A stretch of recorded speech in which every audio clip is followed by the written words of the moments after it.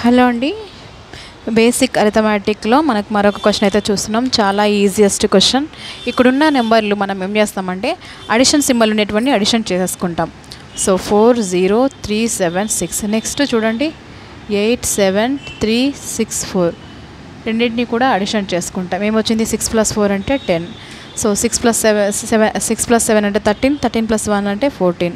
So 3 3 6 + 1 7 7. 8 + 4 12. So 12,000 ఎంత వచ్చింది 1 10 100 1000 10,000 1,27,740 వచ్చింది. సో అదేవిధంగా ఇక్కడ చూడండి మైనస్ వాల్యూస్ని కూడా మనం ప్లస్ చేసుకుంటాం. ఏమున్నాయి 2 0 5 6 8.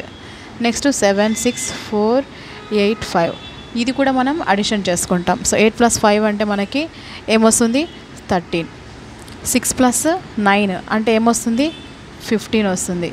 సో 5 + 5 అంటే 10 వస్తుంది. సో 7 + 2 అంటే 9 వస్తుంది. సో ఇప్పుడు ఏమొచ్చింది 97,553 ఉంది. సో ఈ రెండు వాల్యూస్లో నుంచి మనం మైనస్ చేయాలి. సో 1,27,740లో నుంచి 97,053ని మైనస్ చేయాలి. సో 10లో నుంచి 3 పోతే 7, 13లో నుంచి 5 పోతే 8. సో 6 ఉంటుంది.